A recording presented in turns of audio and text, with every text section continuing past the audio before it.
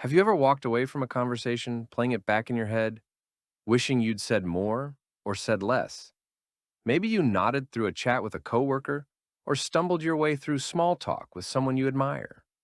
We all want to connect better, speak more clearly, be remembered for our words. But conversations, they often feel like walking on a rope, balancing between silence and saying too much. We've all been there.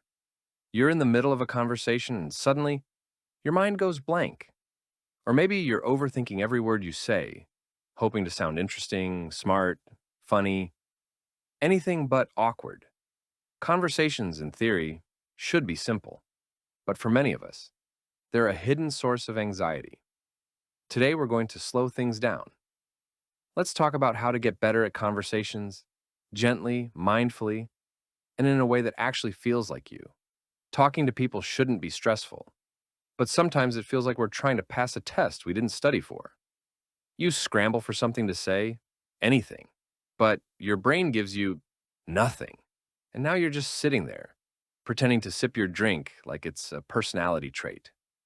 We've all been there, with a friend, a date, a coworker, even someone we really want to impress.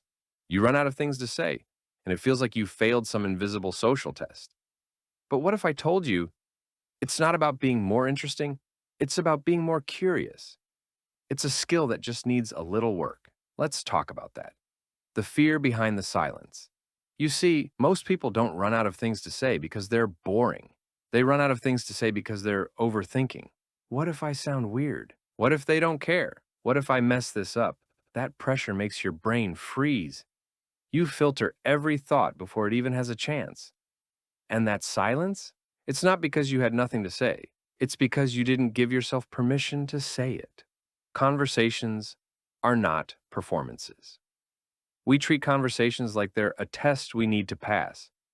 Say something smart. Say something funny. Be impressive.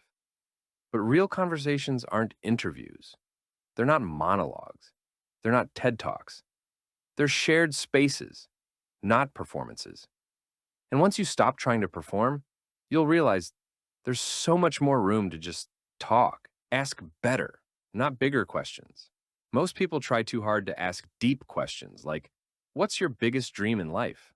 Where do you see yourself in 10 years? But honestly, you don't need deep questions. You need open ones.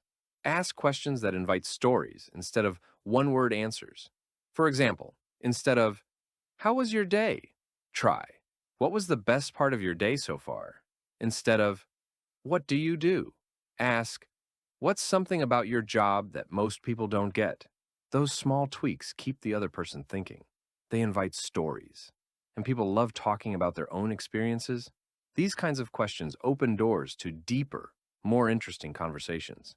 Be genuinely interested, not just interesting. The biggest mistake people make in conversations is actually thinking they need to be interesting. They prepare stories, jokes, clever takes. But here's the thing. People don't remember what you said. They remember how they felt around you. If you make someone feel seen, heard, and valued, they'll love talking to you. Even if the conversation wasn't deep, even if it was about something basic and simple, it makes conversations feel less like interviews and more like friendships. If this video helped you in even the slightest way, consider subscribing by clicking here. And let me know in the comments below if you've felt similar and how you deal with that emptiness. Bye.